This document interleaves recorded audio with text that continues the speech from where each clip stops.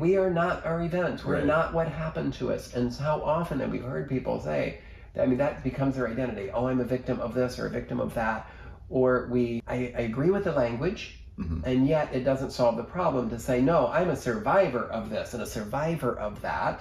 It's a better paradigm shift, or it's a better point of view to call ourselves survivors of something. Right. And if it's still running the show, you survived it, but you're not thriving beyond it.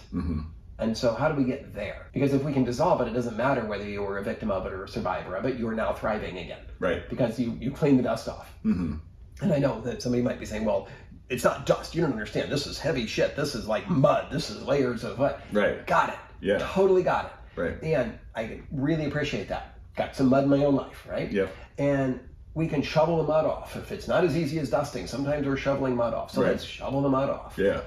If we're denying it's there, and so often it's things you don't even know is there. Right. Right? Yes. So when we say it's in the body, we leverage body awareness with spontaneous imagination. Like, you know, if you've ever been in the shower, some people say their best ideas come to me when I'm in the shower, or when I'm mowing the grass, or I'm in something, kind of lost my mind somewhere. It's almost like a meditative experience to be mowing the grass or doing something in a trance state or whatever. And I have these best ideas, and I don't know where it came from, but this idea popped in. Who brought that idea? Did you think it up? Did it just come from somewhere else? Is it just coming from your unconscious, from memory, from something else? I know when we talk about trauma, we talk about inherited memories. Sometimes we talk about generational trauma. It's in the genes. Where does it come from? Is this how God speaks to us? Is this whatever this is that we didn't have to actively think up? In RIM, we just call that spontaneous imagination. I think in Power of Awareness, Neville Goddard called it Christ manifest in the body, from his Christian perspective. From anyone's perspective, everyone agrees that there's ideas come in and we don't know where they're coming from. Right. So I just think of them as coming from a third party, so that I don't have to work hard to come up with stuff. It's not about me being smart. I got to think up a solution. Right. No, I don't.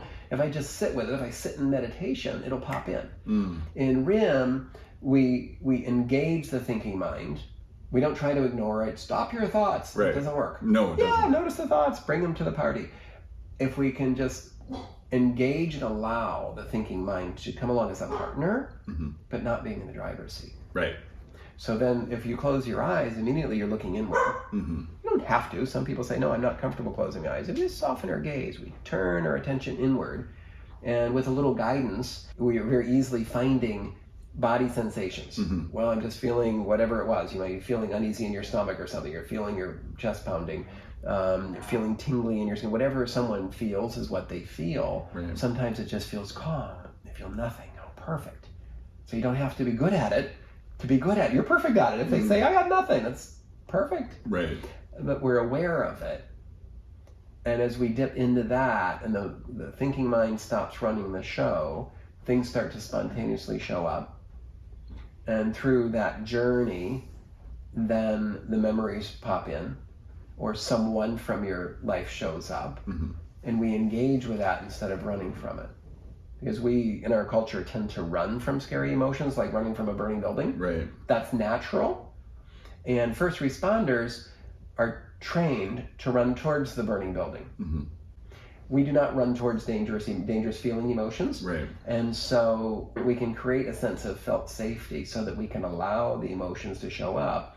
And how we do that is, just like you experienced, when they become a tangible form in the body, they're no longer uncontrollable, uncontained things. Like if you had anger, because you had anger, and you used to talk about how angry you'd get. Can't believe you're commuting back and forth an hour and a half, because you used to complain a lot about I-75, a lot. So to volunteer to commute every day, 3 hours on I-75, and how often are you getting angry now? Right. You found that anger in your body, but anger can't be expressed if you're afraid of rage, and most people are afraid of allowing anger. And it's too dangerous, it's too scary, I'm going to hurt people. If I express all that, I'll just explode, it'll never stop. But once where's the anger in your body, and you find it, and then if you have it, it becomes a size, a shape, a color, a form, a texture, something tangible. Now the thinking mind, the logical mind can handle that. You can handle whatever it looks like, it doesn't matter. Right. It has a form, and so your thinking mind comes along and partners with the work. And from there, that anger can now be expressed.